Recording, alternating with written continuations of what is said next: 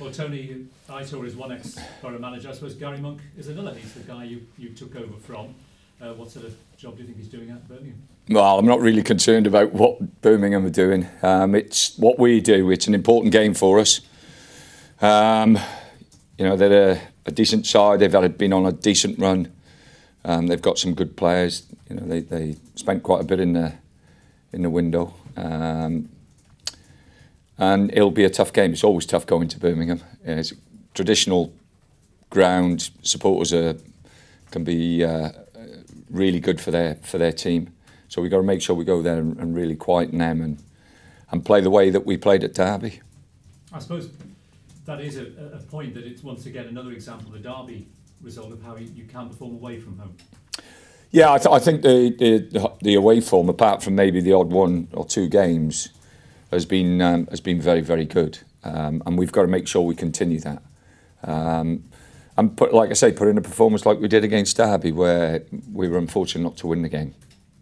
The FA Cup, obviously, you post-match put it in sort of context. It's a League One club, but do you think when you get sort of 5 second-half goals, that individuals who scored those goals, the general feel good from a result like that, can kind of feed into the preparations for a league game? No, it was I thought second half was very, very good. I think the fact that we've scored 5 goals, we've created opportunities and chances in games to score more goals than what we have in every game we've played. Personally, I think, and we've missed chances better than what we take, or better chances, and missed them than what we had last Saturday against Peterborough.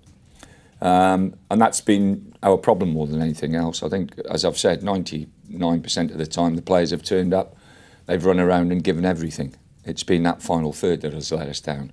I don't think anybody can argue that that has been our fault and our problem. And you know, it's trying to make sure we sort that out. Have you had a little bit more time with the FA Cup and no midweek game to sort of look at the transfer market and how you might add to the likes of Ravi who you've already brought in? No, we've targets. We know what we want. You know, 1 or 2 have got away from us already. But that's fine. That's what happens. You know, we realise and recognise that they're no longer, you know, in the frame. But you know, there's a list of players that we're trying to get, and you know, we've got to be certain that we can do those deals. That those deals are actually good for the football club and actually good for the team, and that's the important thing. Do you think inevitably, with that trickle down effect with the transfer window, that we'll end up, whether you like it or not, with sort of those sort of late deals, you know, beyond the 28th of January? Yeah, I think generally most of the deals are done at the back end of the window. I think the difficult thing is that, you know, everybody wants to play their cards late on. Nobody wants to show their hand early. So it's always very, very difficult to get deals done in the first half of the window. But like I say, we've got targets. A couple have gone, and you accept that, and that's no one's fault. But there's still a few there that we're pursuing, and we're hoping that we can get over the line. Can you update us on any injury news, any fresh knocks, anybody back? Well, Flinty won't play, Shotton won't play. Who else is there? That's about it. I think you know, I still think watching the game, Rudy still needs a game. Who else? 1 or 2 played against Peterborough. You know, they need those games. They need that game time. But generally, the lads have worked well this week. They've been very good. Can I just have one very quick word and an opportunity to ask you yet? The Newport's almost written in the stars, was it? Newport. Well, it was funny before the draw, after we'd beaten Peterborough. I'm looking at all my old clubs that I'd managed and not played for, or you know, Newport. I didn't even think about Newport.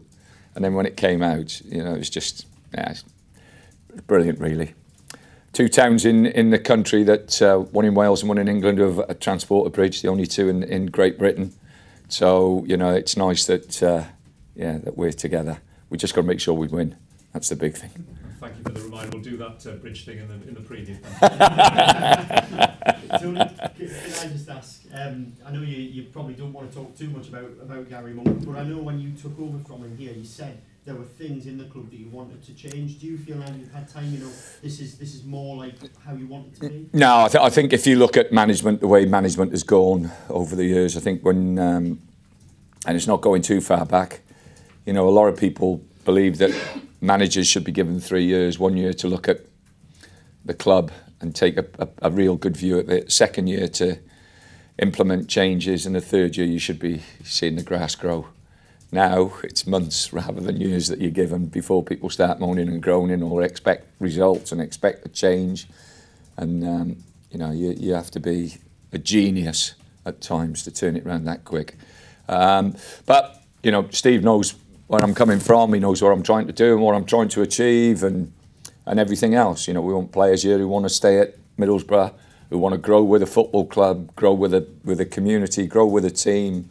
You know, we want people who walk through the door who are happy to be here. And that's always been my philosophy. Every football club I've been at, I've always wanted to get players who want to be a part of something that you're trying to do. And, you know, we're hopefully laying the seeds down where you get good characters in, good characters that you can lay a solid foundation that the club can push on for, whether it's this year or next year or the year after or the year after that. You know, it's important that football clubs have good people. Life's all about good people.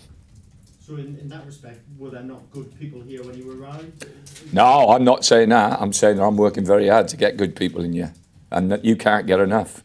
You know, at Stoke I had fabulous people there, and I kept changing that, a couple every year, and that was no disrespect to the people who were already there.